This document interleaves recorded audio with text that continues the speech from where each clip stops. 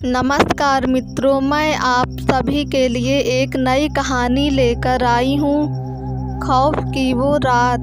इसी के साथ हम अपनी कहानी शुरू करते हैं। हेलो दोस्तों, आज मैं आपको एक डरावनी कहानी बताती हूँ। एक बार की बात है, एक गांव का लड़का जो कि 7 वर्ष का था, वो अब 16 वर्ष बाद अपने गांव लौट रहा था और उसके साथ उसके 3 मित्र भी थे। जो लड़का 16 वर्ष बाद अपने गांव लौट रहा था, उसका नाम निमेश था और वो दिल्ली में मनोवैज्ञानिक विषय का प्रोफेसर था। उसके साथ उसके 3 मित्र अनिल, राजेश, प्रतीक थे। सब गांव जाने के लिए तैयार हो जाते हैं।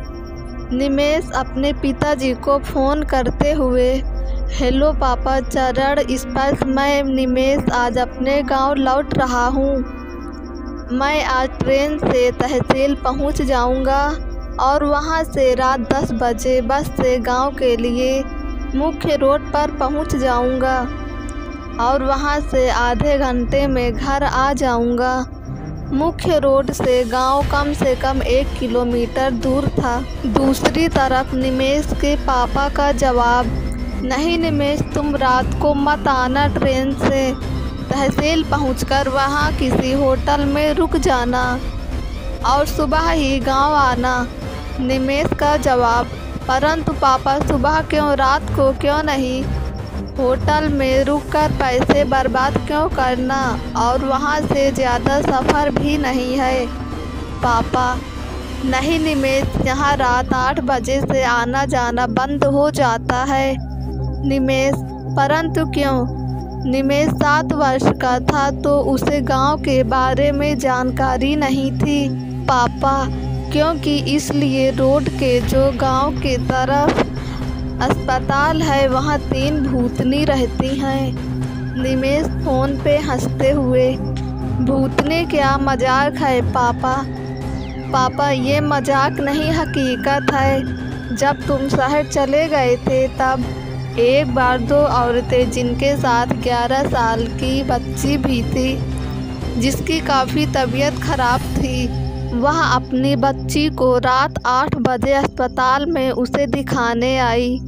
वहाँ पर 2 डॉक्टरों ने उन औरतों के साथ पहले बहुत दरिंदगी दिखाई और तो और उस 11 साल की बच्ची तक को नहीं छोड़ा।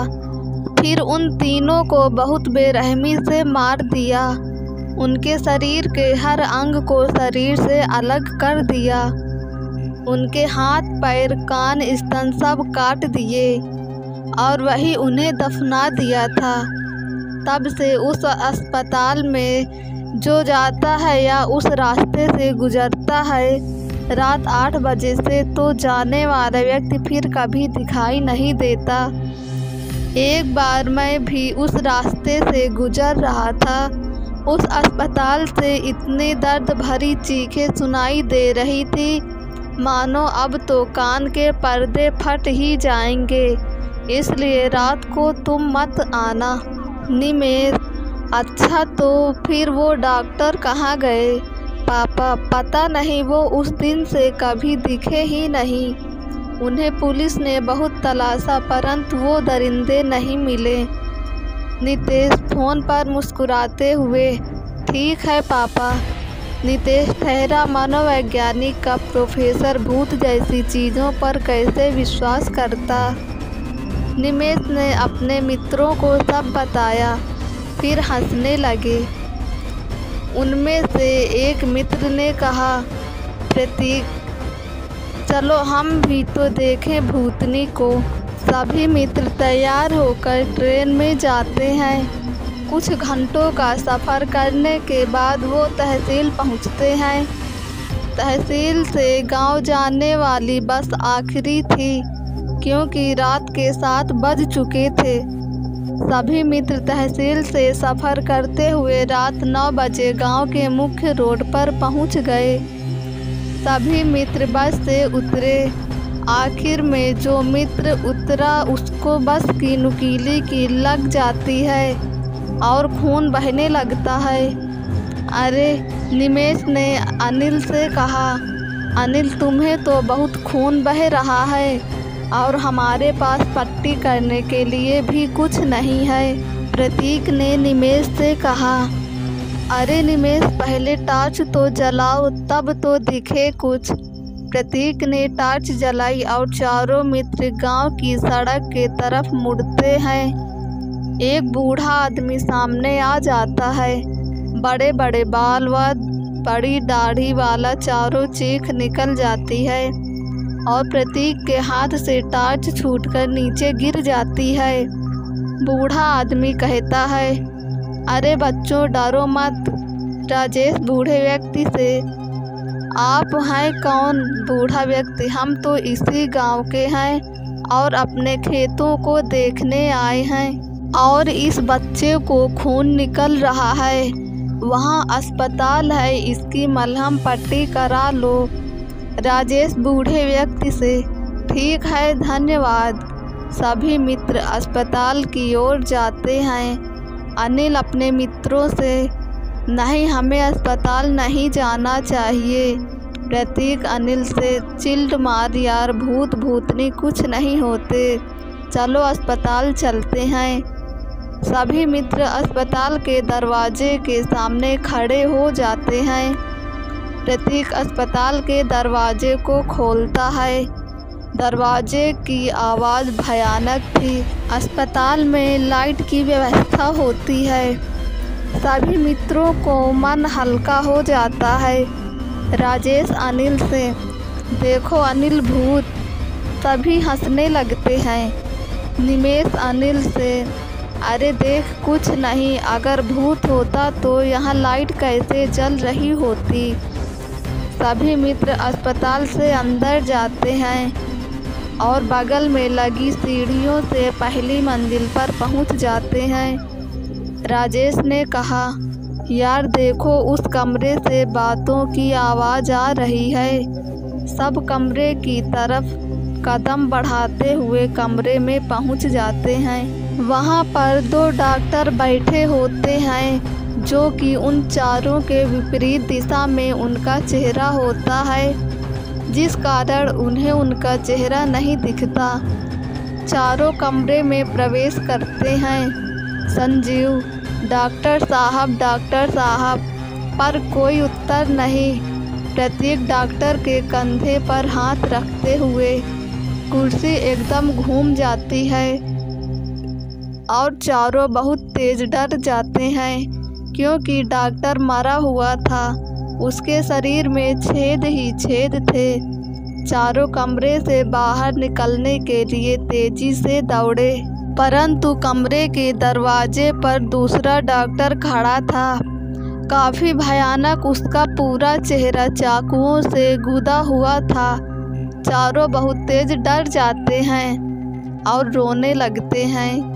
देखते ही देखते दोनों डॉक्टर गायब हो जाते हैं और चारों नीचे की तरफ दौड़कर अस्पताल के मुख्य दरवाजे पर आते हैं और दरवाजे को खोलने की कोशिश करते हैं, पर दरवाज़ा नहीं खुलता। चारों गेट पर बैठकर रोने लगते हैं। तभी किसी के सीढ़ियों से नीचे उतरने की आवाज़ आती है। अनिल अपने मित्रों से, मैंने पहले ही बोला था यहाँ मत आओ, पर तुम लोग माने नहीं। तभी चारों के सामने वही डॉक्टर आ जाते हैं। इस बार वो सामान्य रूप में थे। निमेष डरते हुए डॉक्टर से, आप लोग कौन हैं और ये दरवाज़ा क्यों नहीं खुल रहा? हमें घर जाना है। डॉक्टर प्रतीक से, हम वही दरिंदे हैं जिन्होंने उन औरतों और उस बच्ची के साथ दरिंदगी की थी। अनिल डरते हुए, पर आपको पुलिस ने बहुत ढूंढा, आप उन्हें मिले क्यों नहीं? डॉक्टर भयानक आवाज़ में हंसते हुए, हा हा हा, मिलते तो जिंदा हैं, हमें तो मार दिया था। निमेष डॉक्टर से, कैसे? डॉक्टर का जवाब, हमने उन 2 औरतों को मारकर यही दफना दिया था। और उस बच्ची को लेकर अपने घर के तहखाने में छुप गए थे, जो कि किसी को नहीं पता था। हम दोनों ने उस बच्ची के साथ 5 दिन दरिंदगी की, फिर वो बच्ची मर गई। फिर हम लोग रात में अस्पताल आए और उस बच्ची को भी वहीं दफना दिया। दूसरा डॉक्टर, हम लोग कहीं दूर भाग जाने का निर्णय लिया और वापस अस्पताल से लौटने लगे, पर अस्पताल का दरवाज़ा नहीं खुला। अचानक वो औरतें हमारे सामने खड़ी हो गई। पहला डॉक्टर, फिर उन 2 औरतों ने इस डॉक्टर को तुम्हारी लगी छत पर कीलों में छेद दिया। दूसरा डॉक्टर सीधा ऊपर जाकर उन कीलों पर लटकने लगता है और ज़ोर ज़ोर से हंसता है, हा हा हा, देखो देखो ऐसा लटका दिया। चारों बहुत तेज डर जाते हैं। तभी अचानक दूसरा डॉक्टर नीचे गिर जाता है और वो अस्पताल के अंदर खींचता चला जाता है और उसी के साथ वो चारों भी खींचने लगते हैं और एक कमरे में जाकर रुक जाते हैं। पहला डॉक्टर, उन्होंने ऐसा ही हमें खींचा और बगल में रखे चाकू उसके पेट व चेहरे पर लगने लगते। इसे देख चारों की धड़कनें रुकने लगती हैं। चारों अस्पताल के दरवाजे की तरफ भागते हुए दरवाजे पर पहुंच जाते हैं और वहां बैठ जाते हैं। संजीव अपना फ़ोन निकालता है। वह देखता है वहां कोई नेटवर्क नहीं है और 12 बज गए हैं। चारों काफ़ी देर बैठकर निमेष, चलो कहीं से निकलने का रास्ता देखते हैं। सभी मित्र दरवाजे से उठकर अस्पताल की दूसरी ओर जाते हैं। वहाँ एक कमरे में कोई बच्ची खेल रही थी। अनिक, शायद यहाँ कोई है। संजीव ने उस कमरे का दरवाज़ा खोला। वहाँ वो 2 औरतें जिनके बाल बिखरे थे, भयानक रूप था और अपने कटे हुए स्तनों से खेल रही थी। चारों की चीख निकल आ जाती है। पीछे से आवाज़ आती है, चुप हो जाओ, इतने बड़े हो गए फिर भी शोर करते हो। चारों ने पीछे मुड़कर देखा, वहाँ बच्ची खड़ी हुई थी। चारों ने बच्ची से पूछा, कौन हो तुम?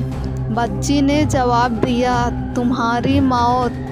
तभी पीछे से उन चारों पर कोई वार कर देता है और चारों जाकर बहुत दूर गिरते हैं। धड़ाम धड़ाम धड़ाम। चारों संभलते हुए उठते हैं तो सामने पाते हैं वो 2 औरत और बच्ची खड़ी रहती है। चारों उन लोगों के सामने गिड़गिड़ाने लगते हैं, हमें जाने दो। औरत, जाने दे, हा हा हा, हंसते हुए, क्यों? उन्होंने हमें जाने दिया था। नहीं ना, तो तुम्हें क्यों जाने दें? प्रतीक, आपने उन दोनों को मार दिया, अब हमसे क्या चाहिए? औरत, जो भी इस अस्पताल में आएगा वो मारा जाएगा, मेरी तरह। दूसरी औरत, हम लोग बहुत गिड़गिड़ाने पर कोई मेरी मदद को नहीं आया, मुझे दरिंदगी से मारा, और तो और मेरी बच्ची पर भी दया नहीं आई। तुम लोग भी मरोगे।